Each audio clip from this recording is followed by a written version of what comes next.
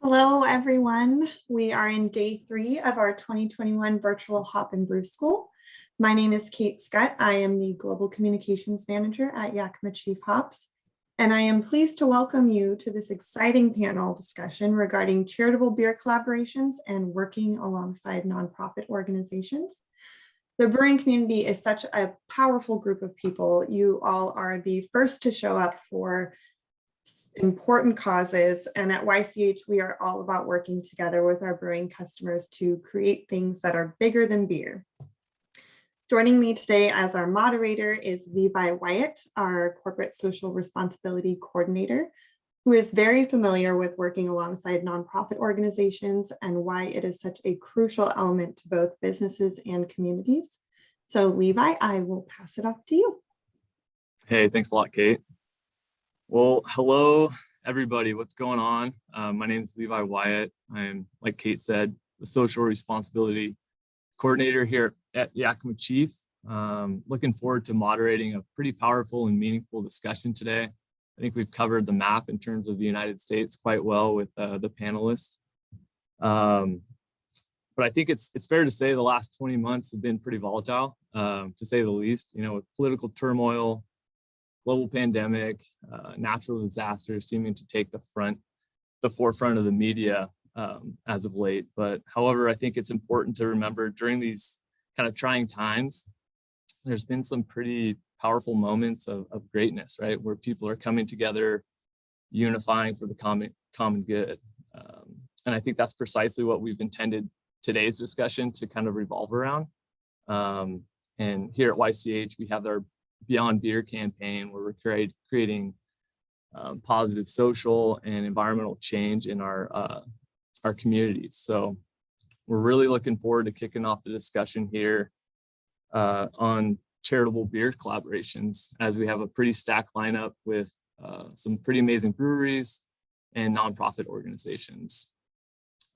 Similar to what Kate said, kind of setting the stage, the intent of this conversation to provide some education to both breweries and nonprofit partners who can kind of unify over charitable beer collaborations that provide mutual benefit to one another and for the promoting positive impact in those communities. So I'd like to start off by kind of going around the horn. I'm going to kind of call out individuals and just ask them to introduce themselves, and so we can get familiar with who's on the call. I'm going to start with you, Chris. You're up in my top left. Cool. I'm Chris Chappell. I'm the Conservation and Brewshed Program Manager over at Washington Wild. And then how about going over to Matt? Hey everyone, I'm Matt Stevens. I work at Creature Comforts Brewing Company in Athens, Georgia, and I'm our Senior Director of Strategic Impact by title. How about you, Tim? I'm Tim Crosby. I handle corporate partnerships for Canines for Warriors. We're the nation's largest provider of service dogs to disabled veterans. Then rolling over to Kevin. My name's Kevin Smith. I am the co-founder and head brewer at Baleebreaker Brewing Company in Yankton, and my family also has a hop farm, Locust Ranches. That's a. And how about you, Liz? Hi, everybody. I am Liz Swires with Four Hands Brewing Company. We are in St. Louis, Missouri. I am our Chief Marketing Officer, and part of that is heading up our philanthropic programs with our beers. Awesome.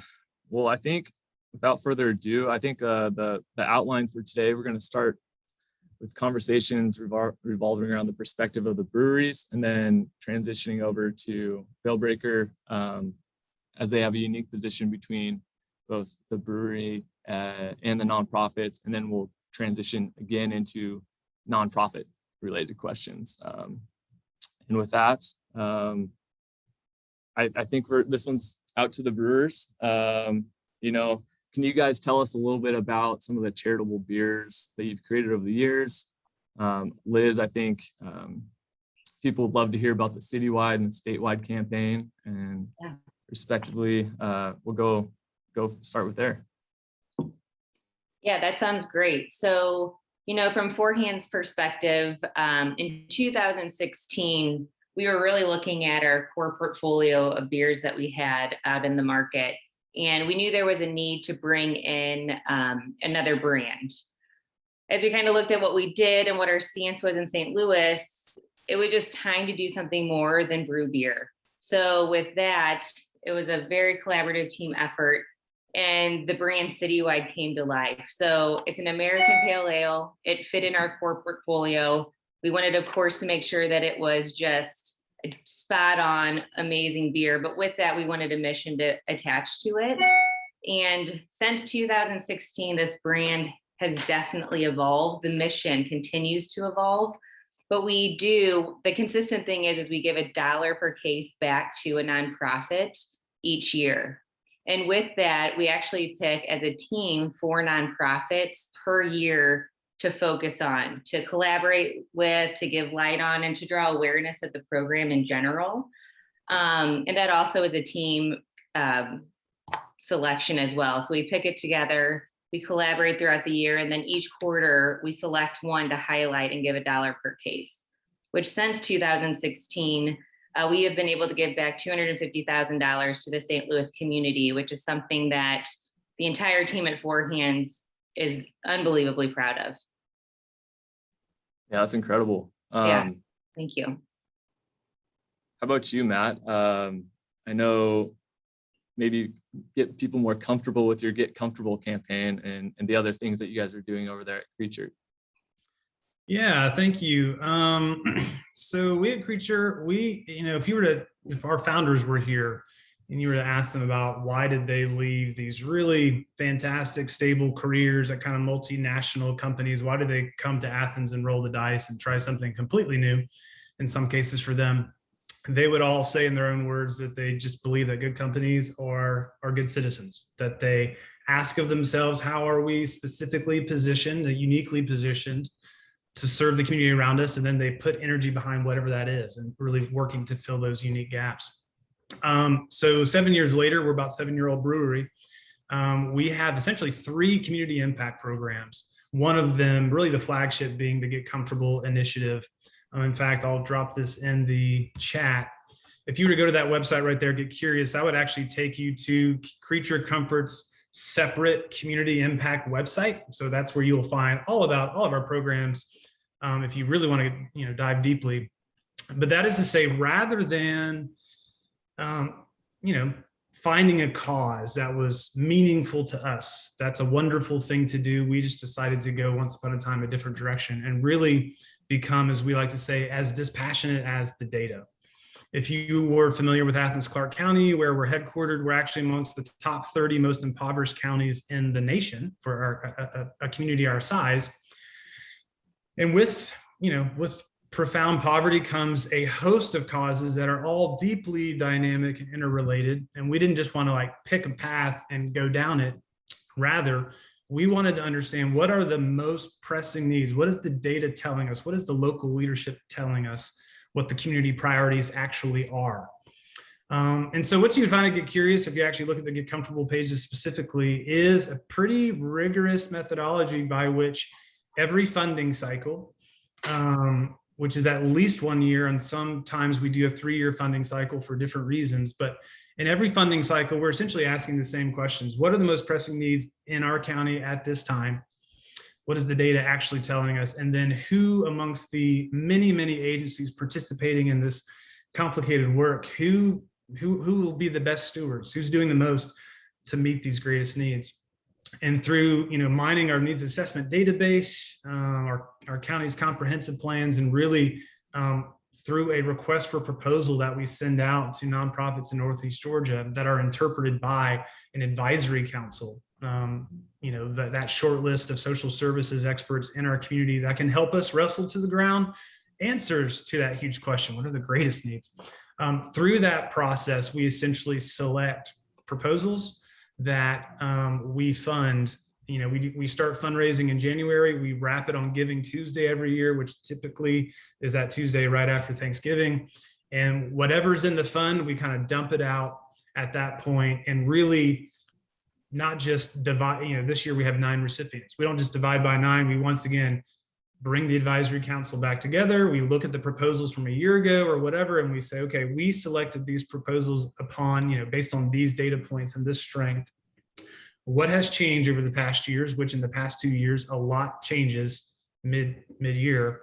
And then we essentially assign or distribute the money based on that. So it's kind of a new conversation every funding cycle, but we are bringing the local expertise into the conversation rather than us kind of picking something that's meaningful to us. Again, nothing wrong with that. We've just gone a different direction. So that's get comfortable.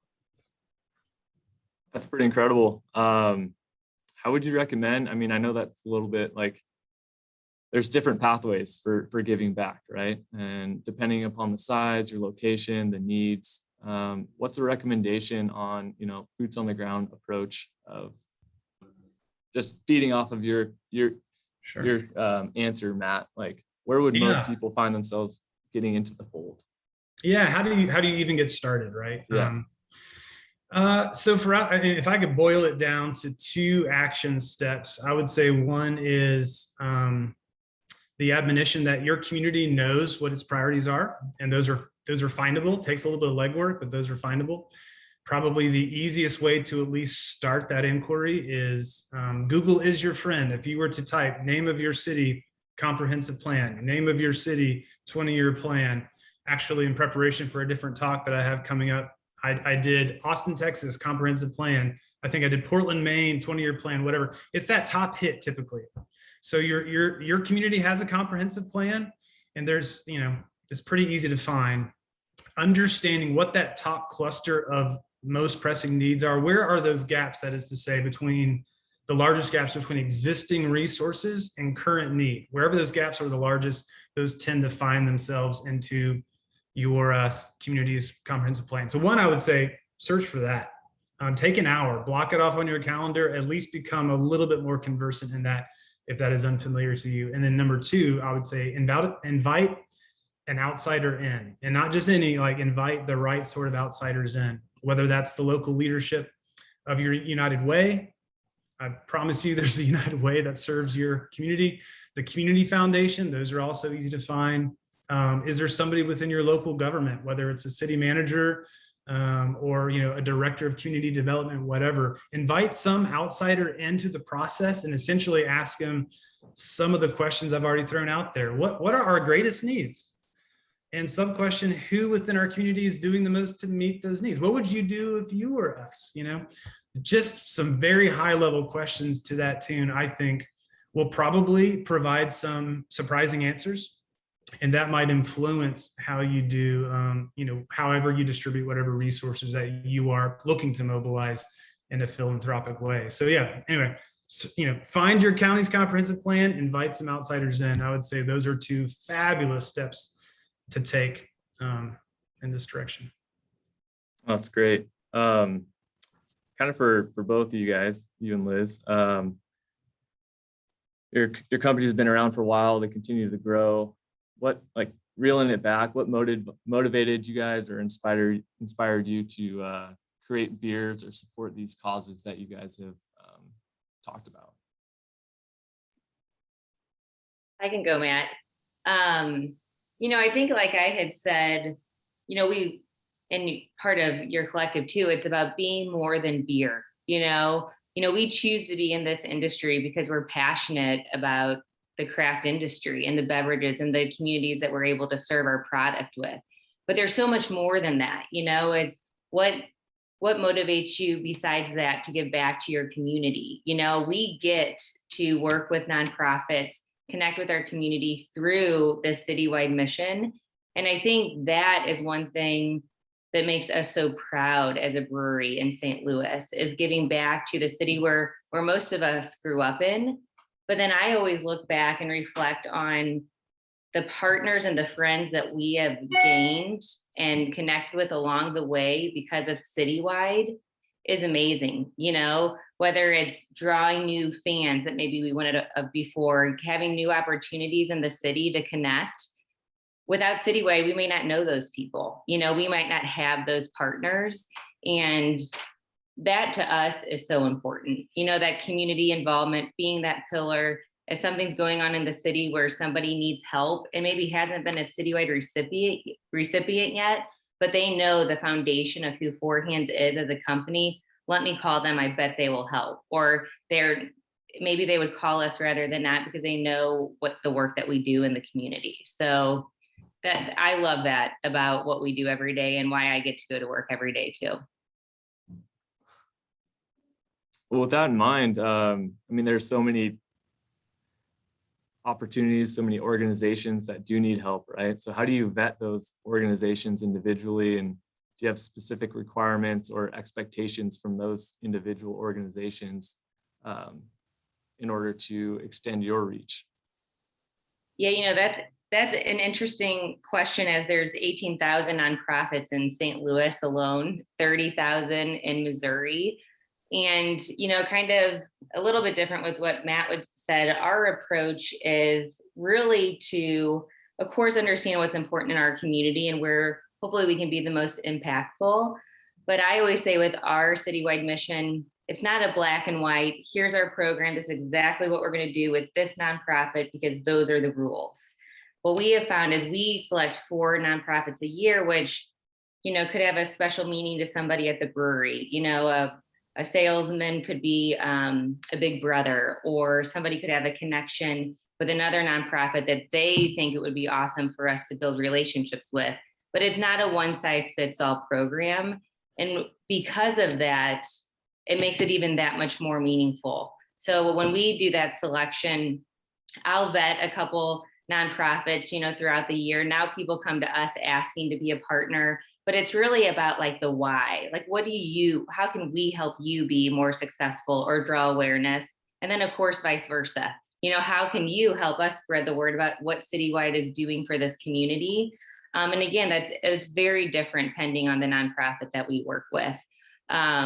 We have decided to keep Citywide really within the St. Louis community. Because if anybody has seen the can, it is very St. Louis oriented. I mean, we want people to hold that can and be proud to be from St. Louis and giving back while they're drinking it. And then hence why we launched a new philanthropic beer called Statewide, where we reached out because we distribute throughout all of Missouri, but how can we impact Kansas City, in that area throughout the state, where we partnered with Veterans Community Project, who is in fact bringing a community for veterans into North St. Louis. And we're committed statewide through our efforts to build a home for the St. Louis veterans community. But the length and the legs that program has given us statewide is because Veterans Community Project is in Kansas City. They do amazing work. They have amazing partners. How do we work with somebody not in our backyard to continue to make an impact for what they're doing? So it's a little twofold, but I wanted to share that statewide story too, because we just launched it this year and we're really excited about it. It's really impactful to see that transition out of St. Louis and, along those, well, I know there's more than 4, but lines that separate you from the rest of the Midwest. Yep. What are, for both of you, what are some improvements that you've made or lessons learned along the way in promoting both of your campaigns and initiatives?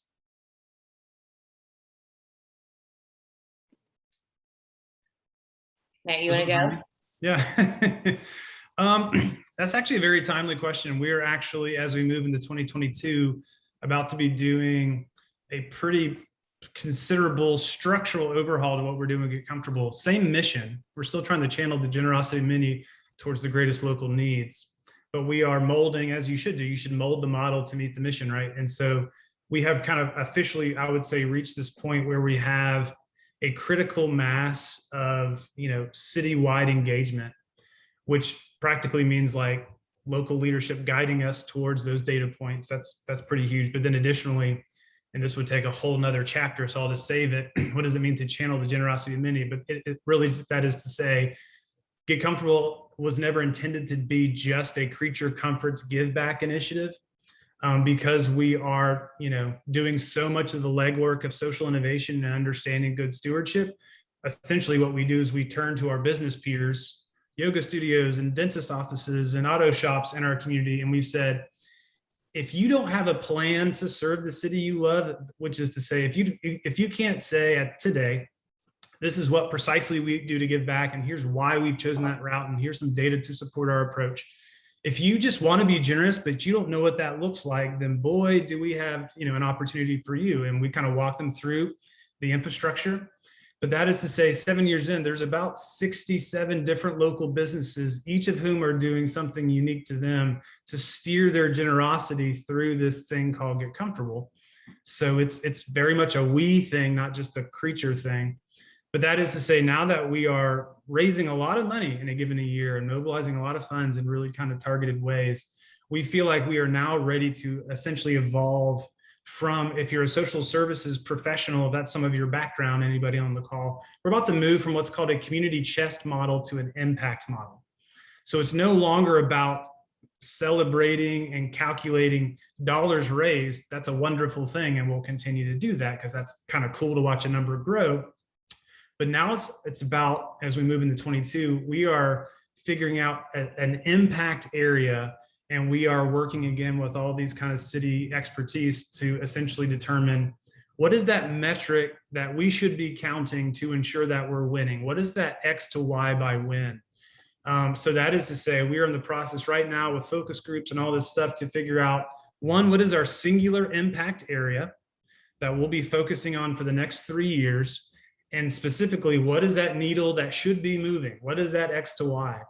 And so now, as we relaunch this program in 2022, and y'all are frankly amongst some of the first folks to be hearing about this model change, is we will be, in addition to saying, hey, we want to channel the generosity mini towards the greatest need, so say the local experts, but here specifically is what we're hoping to see change.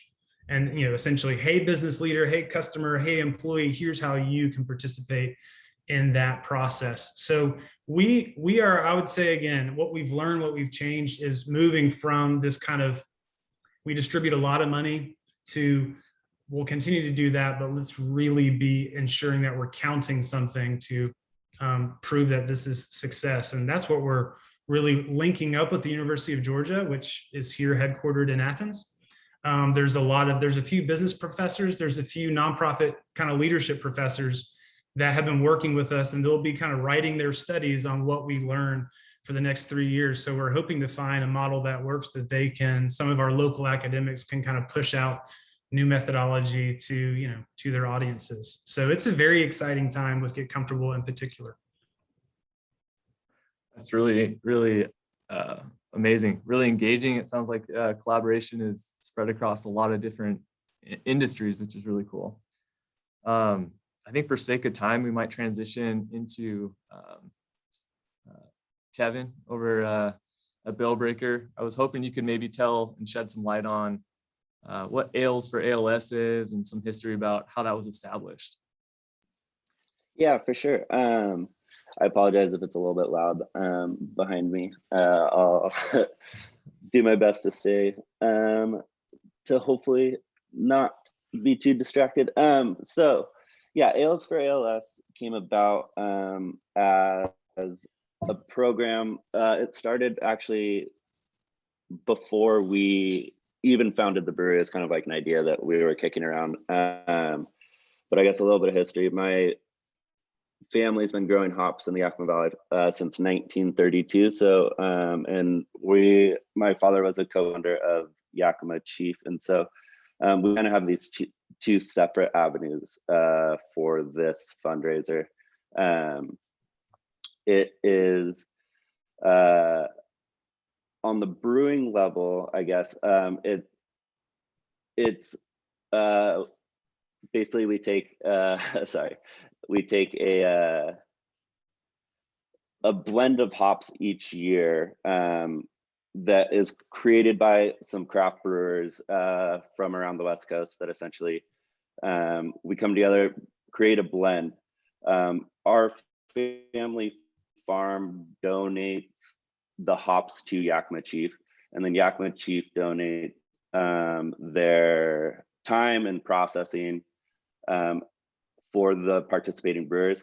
The hops are then given to the breweries for free under the thought that $1 per pint of the Ales for ALS beer that is brewed is donated back to ALS TDI.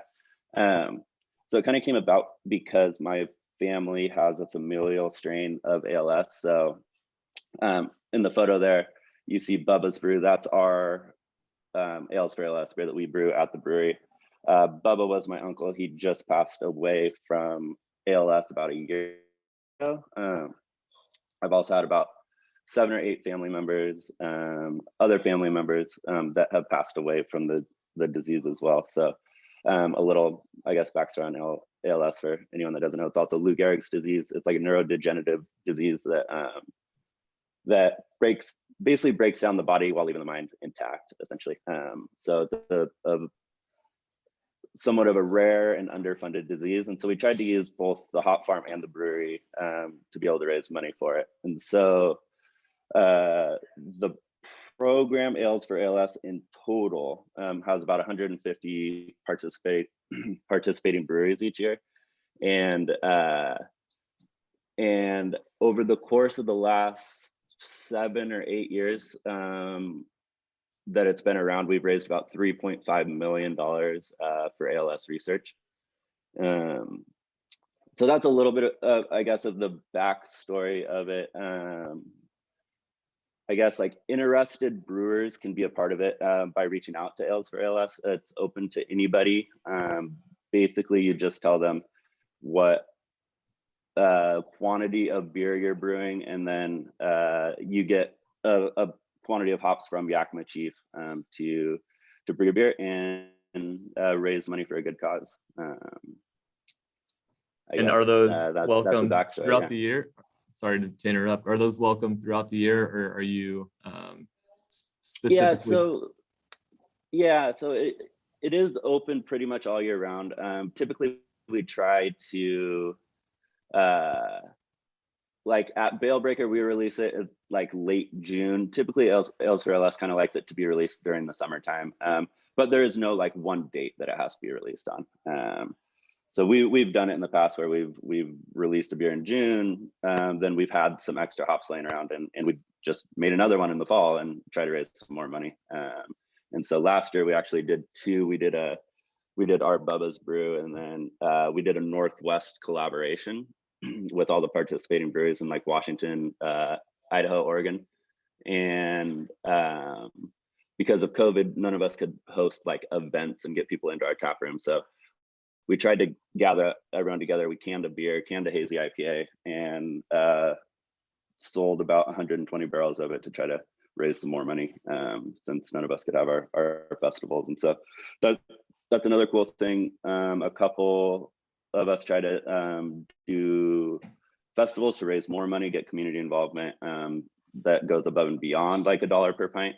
And so at Bale Breaker, we do a pretty large party each year when there's not a global pandemic. And so typically on that day between the community and our beer sales, we raise about $75,000 in that one day for ALS research. And then one of the other ones that's on the West Coast that's amazing is Faction Brewing down in Alameda throws a huge event. It's pretty much like a beer festival. They invite all the California breweries that make an Ales for ALS beer to come up and pour beer at it. I think the last time I was there, they had like 40 participating brewers, all pouring beer and Faction's like back patio. So it was a very cool event. I think that they raised north of $50,000 a day for that one too. So Oh, that's incredible. Cool stuff, and it happening all. What's really interesting about it is was that. Oh, sorry. Yeah. So so it's pretty interesting. You see brewers from all over the country, even outside the United States, that are participating. And what's really interesting is once you get into it, is you see how many people in the brewing industry are like this. Specifically, it's really interesting. You hear a lot of breweries that basically are saying, oh, my brewer's father was just diagnosed, or a co-founder had a friend that got diagnosed, and it's really interesting because it kind of brings a community together from all kind of walks of the country in all different corners, and it's a very, very interesting one for us. We also do multiple other beers for a cause, but this is by far the largest one that we're involved in, and it's also one that's very meaningful to us since it hits home specifically for our family. So. That's great. I know you said 150 participating breweries. How does that process go about creating recipes and getting people involved to create those beers each year? Yeah, so with the recipes and everything, so the hop blend each year changes. The very first blend that we did in like 2013, I remember Vinny Clarizo and of Russian River and John Mallett from Bell's were out on the farm. They rubbed and smelled a bunch of experimental hops and wrote down on a piece of wood like 20% this, 15% that, and that was the very first blend. And so we had a bunch of fun doing it that night. And so then every year we tried to get some participating brewers who have been doing it for a while to get together at an event like CBC or GABF or Single Fresh Wet and Wild, you know, a big event where a lot of brewers are at, to rub and smell the hops and come up with a blend that would be very like kind of made for like hop forward beers, IPAs, the IPAs. And so it changes every year. Usually there's about 3 or 4 commercial hops in the blend and about 4 experimental hops in the blend as well. So I think this year it was like a Citra, Simcoe, Laurel, Mosaic were the commercial, and then there's like 4 experimental hops. So once the recipe or once the blend is created, then the breweries themselves get to choose whatever beer they want to make to then be able to just sell to their consumer base. So like when I was saying at the Faction Brewery, there's like 40 different breweries there. What's really cool is you see, you know, a lot of IPAs, but you see places like the Rare Barrel making like a sour beer with it. And so everyone is sharing the same hops, but you're seeing a wide variety of beers being made with the exact same ingredients. So. Sounds like it's evolved quite a bit since writing on pieces of wood, huh? Oh yeah, definitely. Well, speaking of ALS Foundation, is that managed and run by volunteers, or and where are they located, and some more information on ALS Foundation? The nonprofit that is getting it is ALS TDI. It's the Treatment Development Institute. It's located in Massachusetts. It is a team of scientists that is just working for a cure to ALS. That's their main goal is to develop drugs that can stop the progression of the disease. And it is mainly run by scientists. There are definitely volunteers that work for the company, but most all of our events and everything are like our large event. It's all volunteer based. Factions large event, it's all volunteer based. It's just people coming from the community that want to help and pour some beers for a cause, and the outreach of the community and everything is overwhelming at times like that. It's in Yakima we have probably 40 or 50 volunteers each for our event each year to, you know, help guide traffic and take donations and pour pints and things like that. And so so there are a lot of good ALS organizations. We did choose to partner with TBI because they're the ones that are basically driving hardest to just stop the progression of the disease, because ALS has no cure, no real treatment right now. And so thanks. I think we're gonna again. Yeah, Levi, I was gonna say, if you want to transfer or transition over to our nonprofit guests, I was going to ask one last question for Liz and Matt and Kevin, if you had any last kind of insights as we transition to nonprofits. I was going to ask, are there any specific ways that you work with those specific nonprofit organizations for each, beer release, to kind of collaborate on marketing or outreach or community events? Just kind of curious, like how you collaborate with the nonprofit organizations. Yeah, just jumping in really fast. I know one thing that we do, like I had said earlier, they are all so different and they all have different causes. Since we work with 4 per year, when we know who our recipients are for that year, I always do a meeting prior to that year saying what time of year is really important to you, or, when are specific causes, benefits, et cetera, that we can help be a part of. And then I try to align them up per quarter that way. So especially during that quarter, there's something very specific that we can collaborate on and or help them sell more tickets or, donate beer, et cetera. The one thing also that I love about nonprofits as well is just because that quarter might be over, like we're friends forever, like you got us, so like for instance, Tower Grove Park is just right down the street from the brewery, and we plant in the park every year a bed with them, and it's like the 4 hands bed, and that helps their team, get it done, et cetera. So we're always looking at ways to honestly benefit the nonprofit. I always tell our nonprofits, being a recipient isn't supposed to be more work on your end.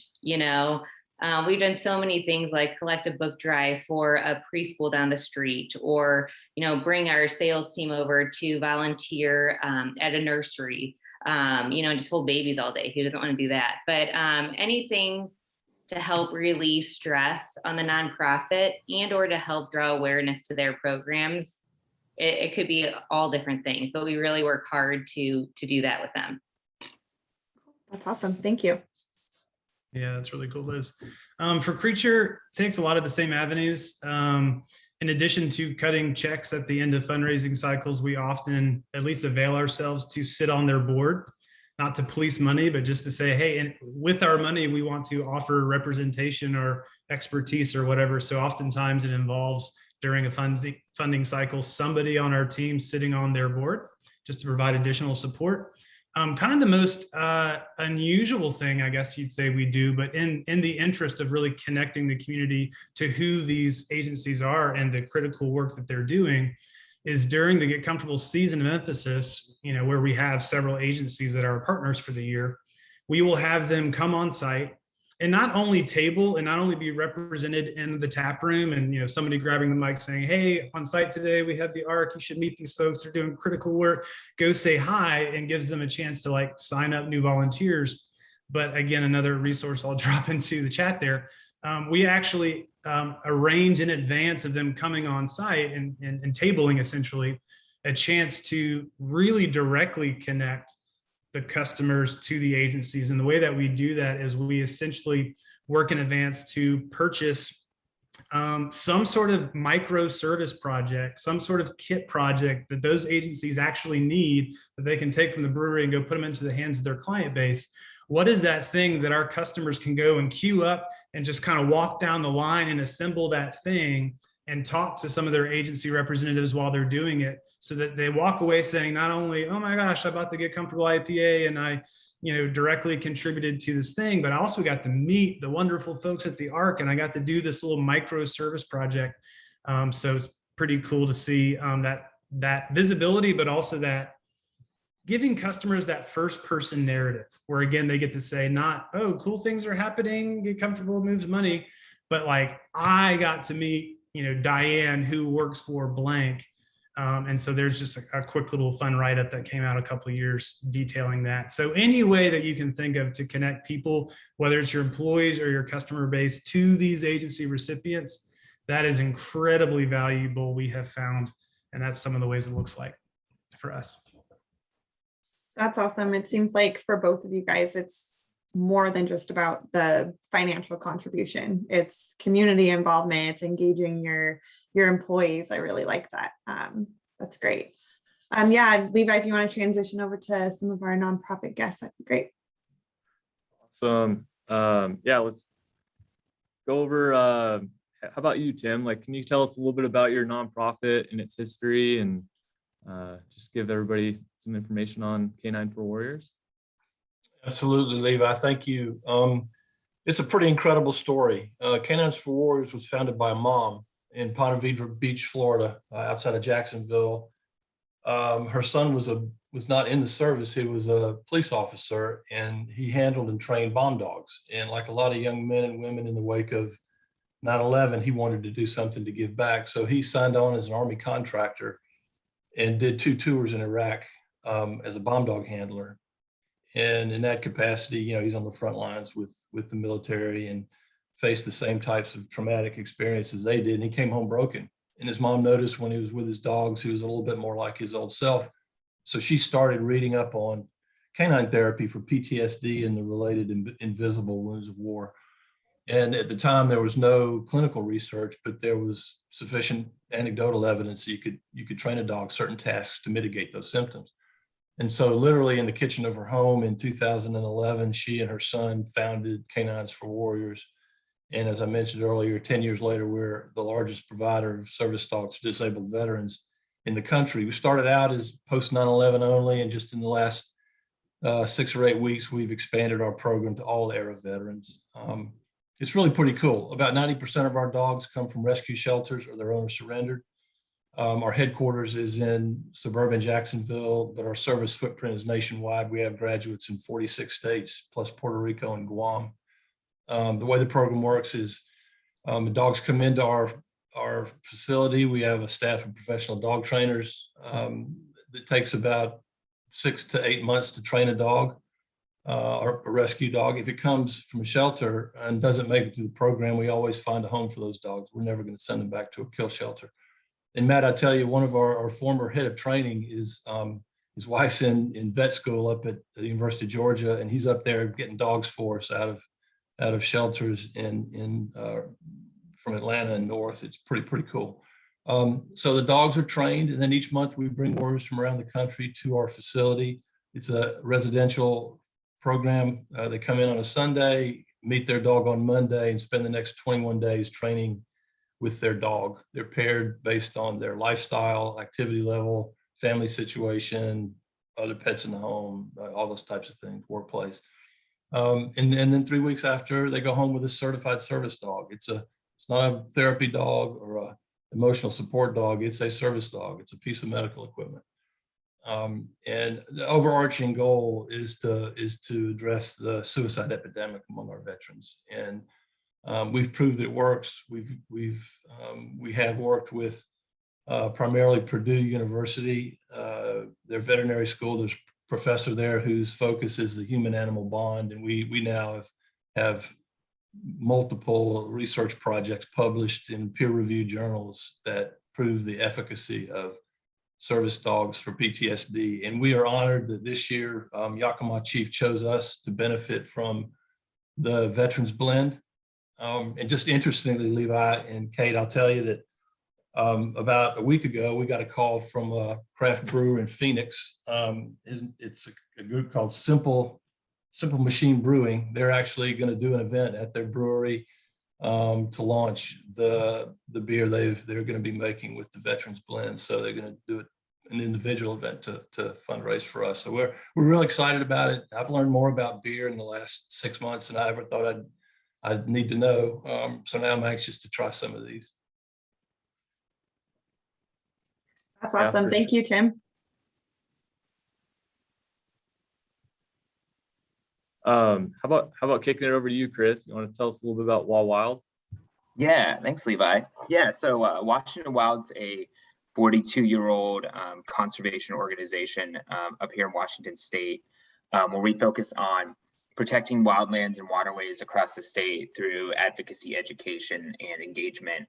And the way we do that is by doing coalition building amongst different stakeholders. So, engaging with other conservation organizations, recreation groups, local businesses, elected officials and whatnot to really build support for, a lot of times large scale and like conservation, like wilderness and wild and scenic campaigns at the federal level.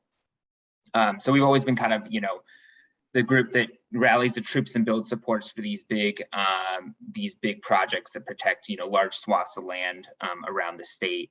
And kind of out of that, we came up with the idea about 8 years ago. It's like, hey, breweries depend on, clean drinking water to brew great beer. I very biasly say that we have some of the best beer up here in the Pacific Northwest. And I think that's because we have this awesome mountain water to brew with, along with talent and local hops and grain and whatnot. But so we really, so the Brewshed Alliance kind of was formed out of that idea. It's like, let's give breweries an opportunity to advocate for the protection of this resource that they really depend on. So we started this, the Washington Brewshed Alliance about 8 years ago.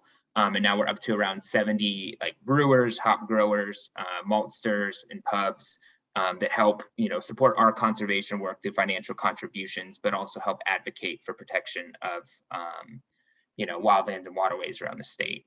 Yeah. That's awesome.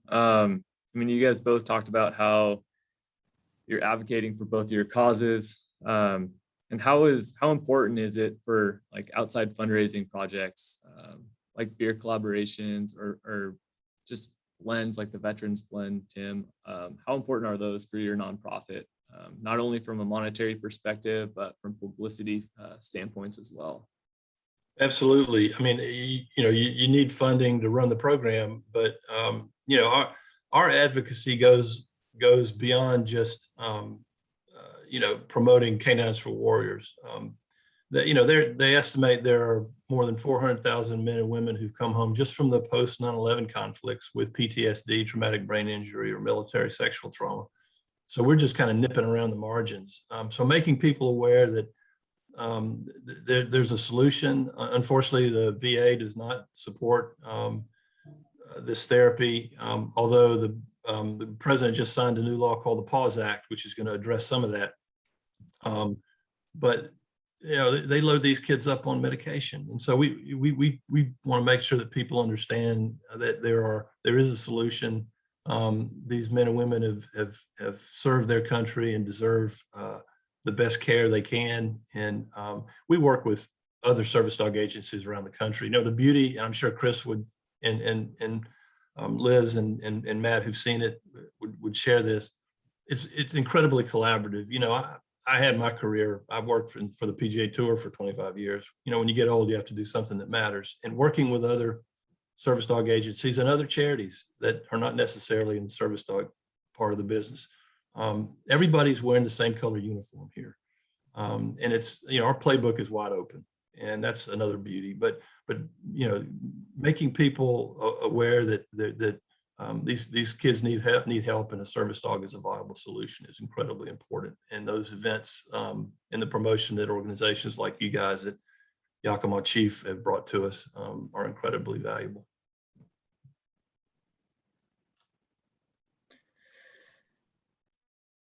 Yeah, I guess I'll jump in.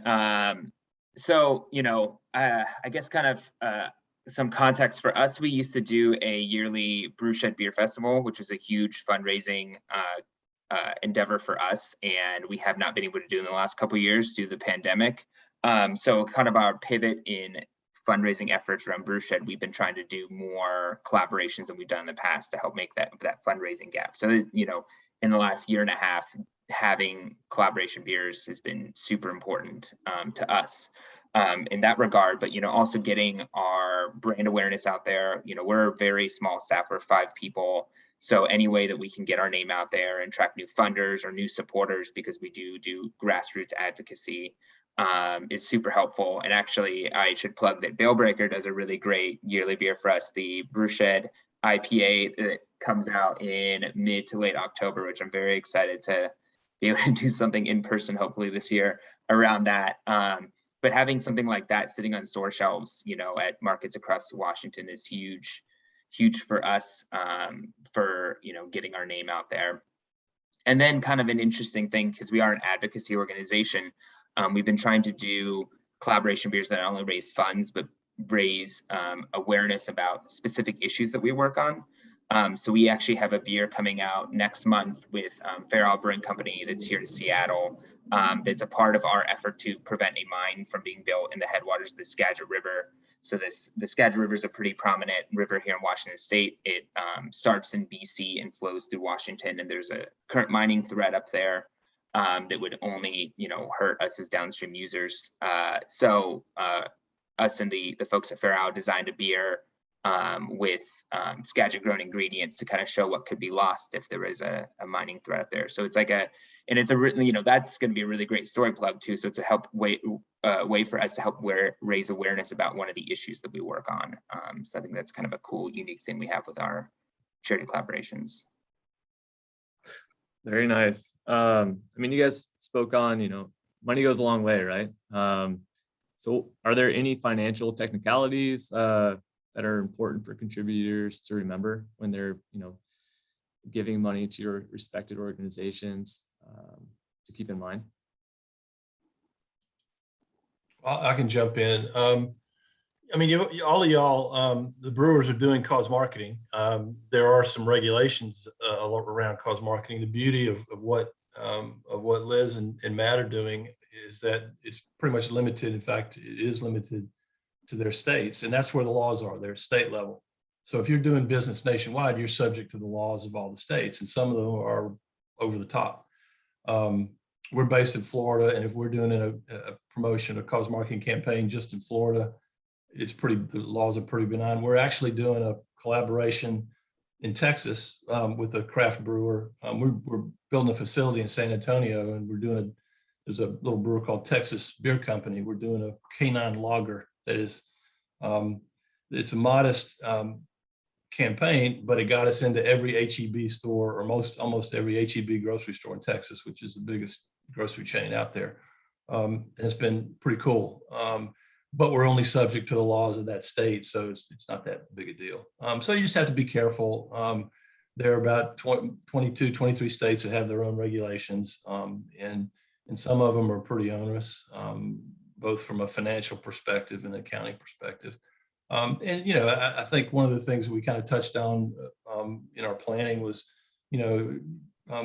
vet the charities you want to support. There are ample resources around charity watchdog organizations. Our philosophy is we don't want sponsors. We want partners. We want people who are engaged in our mission and understand what we do and are part of our family. Our founder, who passed away early this year, was mom to everybody. She was mom to the staff. She was mom to the warriors. She was mom to our partners.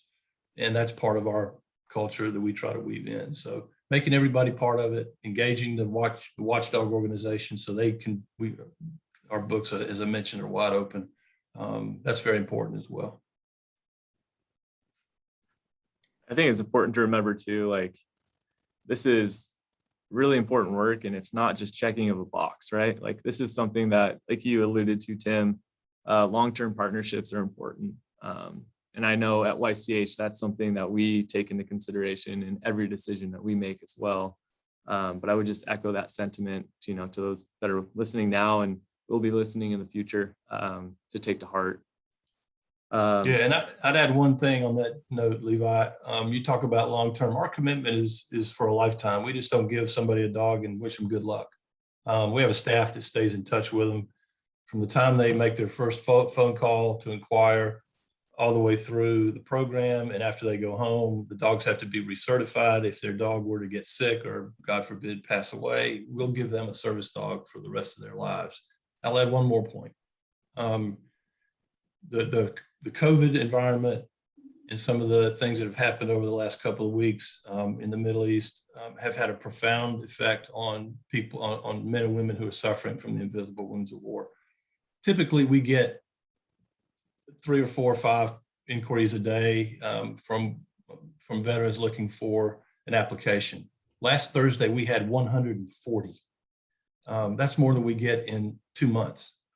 So the need is there. COVID's pushed our wait list out to 2025. We're slowly ramping back up, but it's been a grind. And Chris has faced the same challenge, I'm sure, on the environmental front. But collaboration is the key, and we appreciate everything that y'all are doing for all kinds of charities.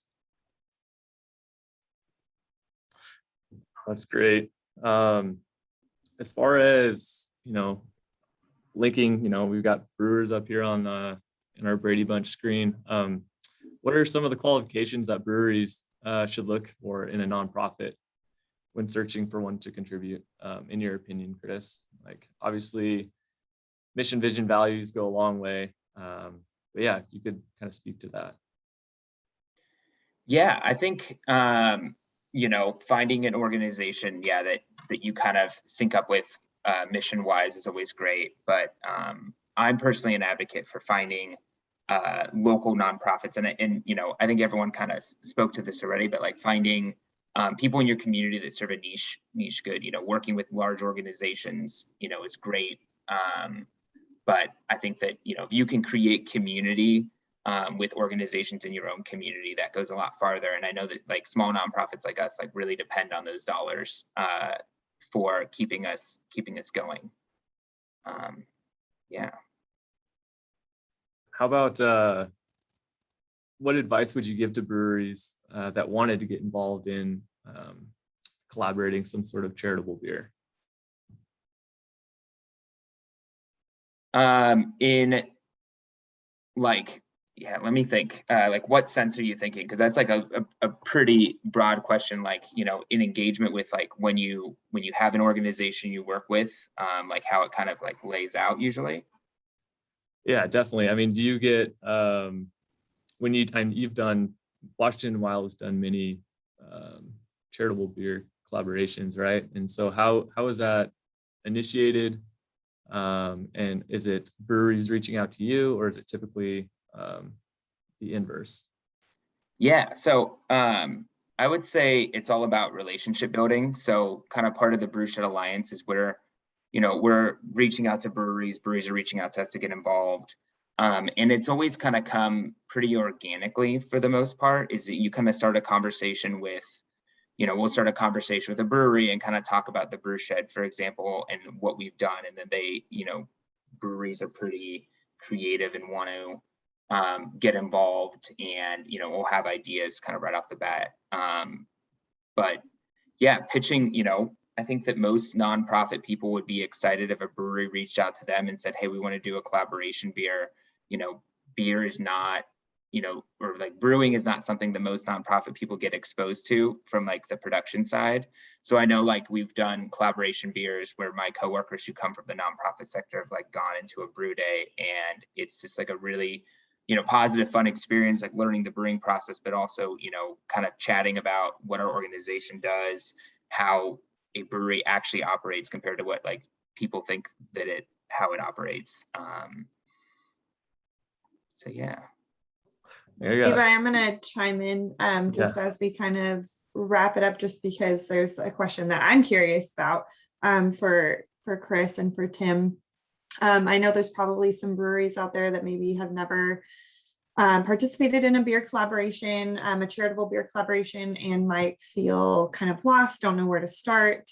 I was just wondering, can your nonprofit, or just nonprofits in general, provide them with some sort of support if they know they feel passionate about something, but is a nonprofit organization prepared to provide them with, the legal support or the as far as legal advice? Tim, I know you mentioned there's some, legalities around it, or just marketing support or advice.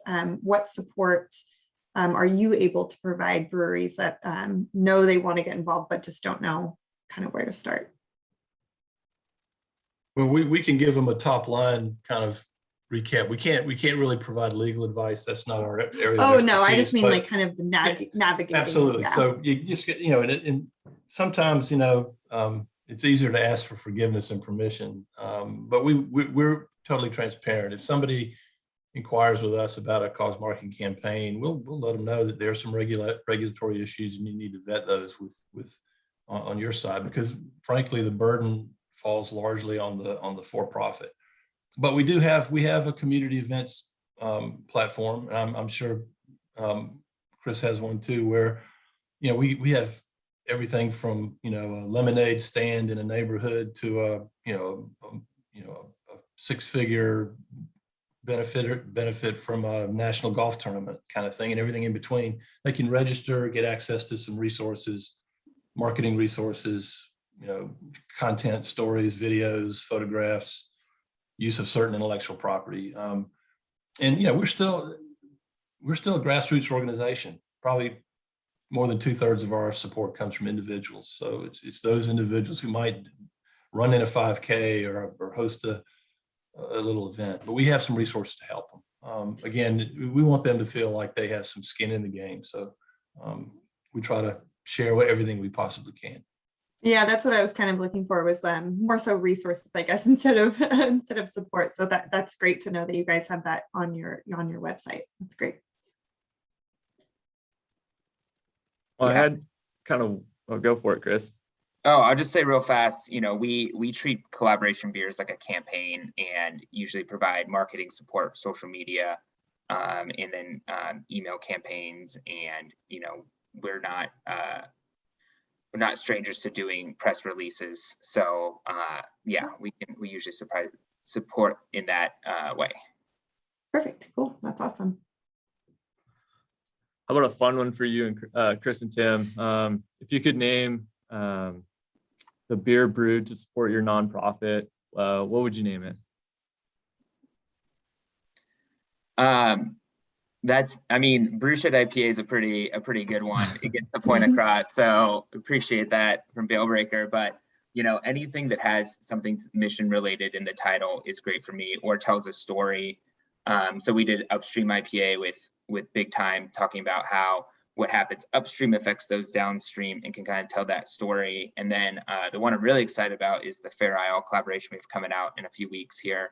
And it's called Diane, which fits with their branding of naming their beers after people's names. And it's named after a woman who let us forage for conifer tips and fir tips and pine tips on her property. And she was in her 70s, and we showed up at noon on a Friday, and she cracked an IPA and drank with us, hung out and let us pick her trees dry. So we're like, well, we're gonna name it after a person. It's gotta be Diane. So that's the one I'm pretty stoked about. That's awesome.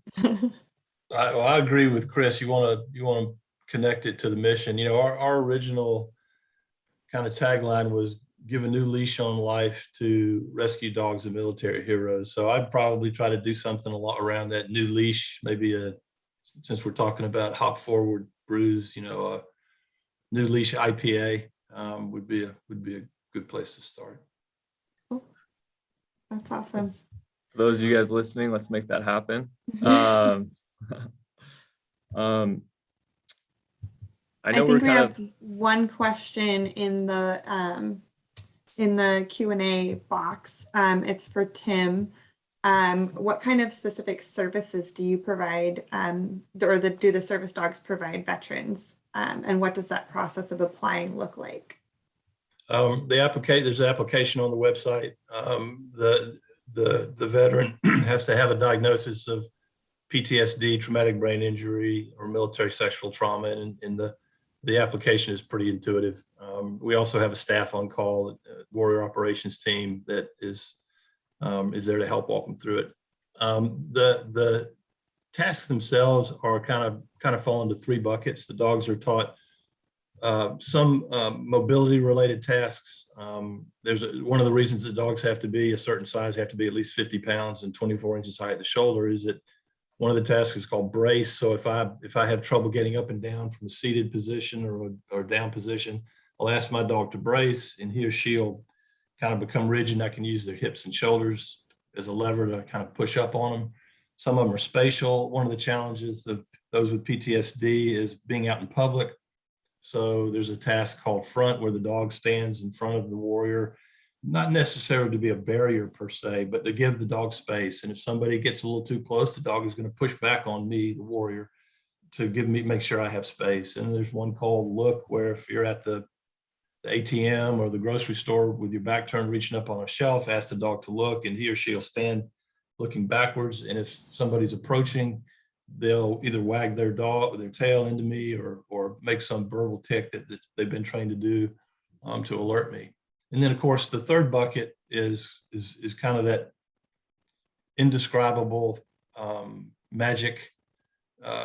Dogs are amazing creatures. They can do a lot of things instinctively. The more they know you, they know when you're not right. They whether it's sense of smell or whatever, they can wake you up if you're having a nightmare, which is a big issue for veterans with invisible wounds. And then there are a few other tasks, but the goal is to get these warriors out of the house, give them a chance to live a normal life, and get rid of those suicidal ideations. And all those tasks collectively achieve that. And they have to be certified. I mean, they have to pass a test on all those kinds of things. And the accrediting agency is Assistance Dogs International, the largest in the world. All that stuff is so fascinating to me. That's just incredible what those dogs can do. Levi, did you have any last questions before we kind of wrap it up? Yeah, I know we've kind of talked about, the rewarding aspects of just collaboration in general, but opening this up back to kind of the room, but maybe Kevin, Liz, Matt, what are some of those most rewarding aspects of these collaborations revolving around brewing, but also just those campaigns and programs that you guys provide? Love to leave on like a positive note, I mean. Yeah. It's always like rewarding to work with a certain group of people to try to raise money for a good cause. One of our other collaborations is called, with actually Yakima Chief, is called Sesiones del Migrantes, and we make a mango IPA each year that raises money for migrant workers traveling from Mexico up to the Yakima Valley to work in agriculture, essentially. And so just seeing like when we do our release party, just seeing like a different community come out and people that are like so proud of what they're doing, and just seeing like being able to give back to maybe not like someone that's a tap room regular, but being able to reach out to another community and seeing the effects of just being able to make a beer and drink a beer and hang out, but know that it's all going to a good cause. Those are always my favorite events, are ones that are centered around one of our charitable beers. It's all, you always go home at the end of the day like, hey, we made a difference. We didn't just make an IPA today. It's always a little bit better. So. Yeah, just jumping in there. I think for us from Four Hands standpoint is when we sought out to do this, we didn't really understand maybe what we were doing or the impact it could have in our community. And Kevin Lump, our owner, will say this all the time, that it gives him chills when he talks about it. And it is one of the proudest things that our brewery has accomplished. And as though maybe my role is to lead the charge, whether you brew it, package it, serve it, sell it, every, employee at Four Hands is a part of the mission. And also the sky's the limit. What is Citywide going to be? What is Citywide going to do for St. Louis 5 years from now? What are we going to do to celebrate its 10, 15 year?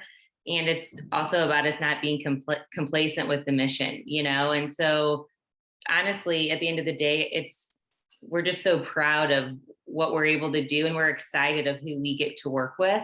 And, we don't have all the answers, but we're learning and growing with our nonprofits, and that's a really cool thing to do. So. Yeah, that's awesome. For my answer, I'll share something super timely and super relevant, and also probably a bit of a left turn in terms of I've mostly been talking about Get Comfortable. One of our other community impact programs, again, we have 3, is called Brew for One. And it is about coming alongside individuals. We like to say we are for our city, but we're also for its citizens. And so Get Comfortable is really couched towards community-wide change, but Brew for One is really targeted around coming alongside a person and doing something for them pretty special. So this can't leave the room today, but I'll share one more thing on the chat there. This is the latest draft. We are about to shoot the rest of this story in 2 weeks' time, but in short, this is our opportunity, as you will see in that video draft, if you take 3-4 minutes to watch it. This is our chance to do for one person what we wish we could do for everyone. And this year's recipient is, and she, by the way, has no idea any of this is happening on her behalf, which is why I need y'all to keep this in the room. But essentially, we work with our agency network. We identify a person who's just telling an incredible story despite incredible hardship.